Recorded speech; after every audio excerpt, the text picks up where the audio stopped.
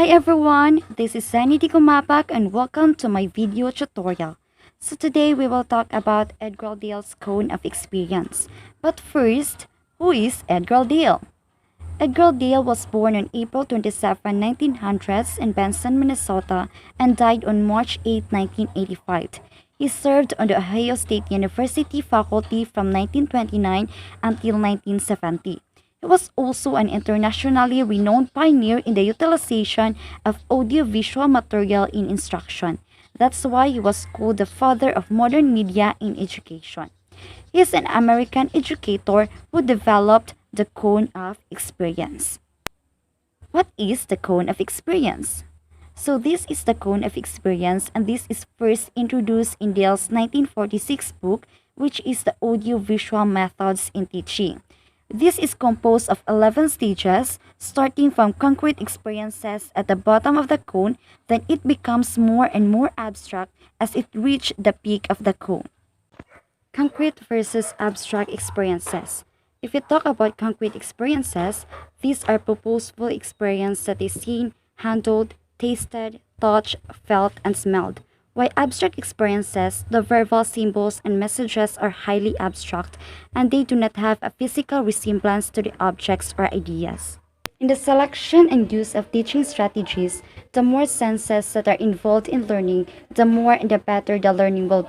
But it does not mean that concrete experience is the only effective experience that educators should use in transferring knowledge to the learner.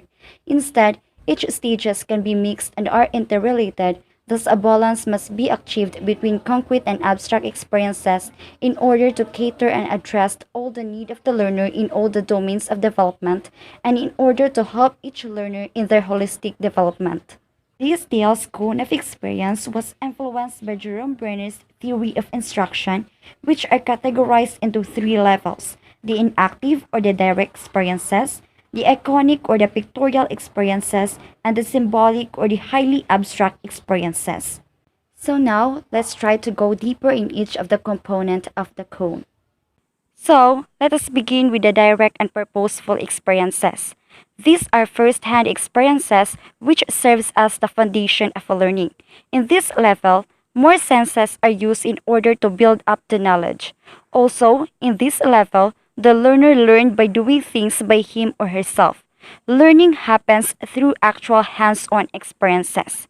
This level proves that educational technology is not limited to the modern gadgets and software that are commercially available nowadays.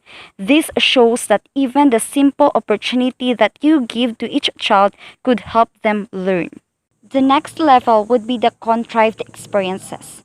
In this level, representative models and mock-ups of reality are being used in order to provide an experience that is close as reality. This level is very practical and it makes the learning experience more accessible to the learner.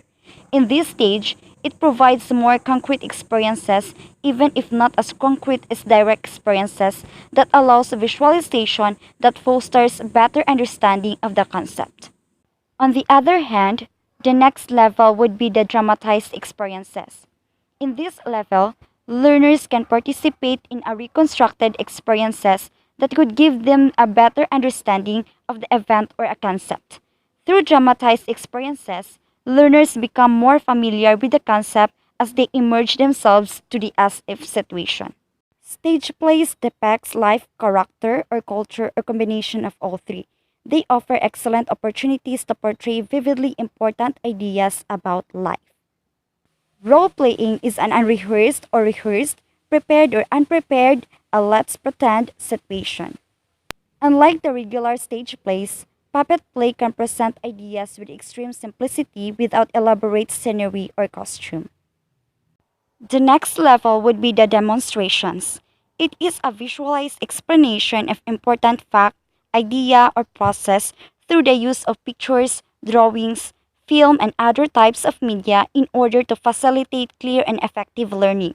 In this level, things are shown based on how they are done. Another level would be the study trips. This level extends the learning experience through excursions and visits on the different places that are not available inside the classroom. Through this level, The learning experience will not be limited to the classroom setting, but rather extended in a more complex environment. The level of study trips is followed by exhibits. It is a somewhat combination of some of the first levels in the cone. Actually, exhibits are a combination of several mock-ups and models. Most of the time, exhibits are experiences that is for your eyes only, but some exhibits include sensory experiences which could be related to direct purposeful experiences. In this level, meanings and ideas are presented to the learners in a more abstract manner. This experience allows students to see the meaning and relevance of things based on the different pictures and representations presented. The next level would be the level of educational television and motion pictures. This implies values and messages through television and films. The learners can recreate events with simplistic drama and can edit an event that create a clearer understanding than if we experience event firsthand. The next level with the audio recordings and photo. This implies that still pictures, recordings, and radio are visual and auditory devices that can be used by a learner or group of learners that could enhance and extend learning experiences. The next level will be the visual symbols. This is the most complex and abstract among all the components of the cone of experience. Charts, maps, graphs, and diagrams are used for abstract representations. The last level will be the verbal symbols. This is the top most complex and abstract among all the components of the cone of experience. In this level, words, ideas, principles, formula, and the likes are used.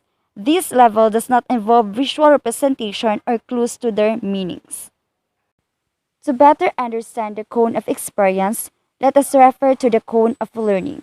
It tells us that after 2 weeks, we tend to remember only 10% of what we read, 20% of what we hear, 30% of what we see, 50% of what we see and hear, 70% of what we say, and 90% of what we say and do. And here are the things you need to ponder. First, how do you use technology in your instruction? Second, does the use of technology enhance learning? Third, do today's technology service students require greater usage of technology than the past? And fourth, how can you use technology to create learning experience? As a conclusion, the cone of experience is a visual device to aid teachers in the selection of instructional media. It can be said that in facilitating learning, we can use variety of materials and mediums in order to maximize the learning experience. Also, it could be said that concrete experiences must be provided first in order to support abstract learning. Next, staying with the concrete experiences is not even an ideal because through providing abstract experiences to the learner, the more he or she will develop her or his higher thinking order skills, which is important for more complex way of thinking and dealing with more complex life situations. And lastly, it could be said that educational technology is not limited to modern gadgets that we have right now, but rather it is a broad concept that includes all the media that we can use to attain balance as we facilitate effective and meaningful learning. And that's it. Thank you for watching and I hope that you got something out of this video tutorial. Thank you!